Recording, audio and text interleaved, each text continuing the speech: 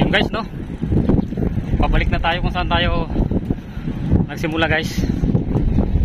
So natapos natin guys yung ating fun bike is inabot lang ng 1 oras kalahati, nasa 37 kilometers. So tapos na guys. Ngayon pabalik na tayo.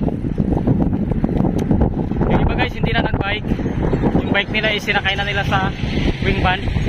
Pero tayo dahil gusto natin magbike siyempre para ma-exercise lalo yung ating tuhod, ating katawan, nagbike tayo. Ito yung ating mga kasamahan guys, oh. Ito, marami pa naman kami.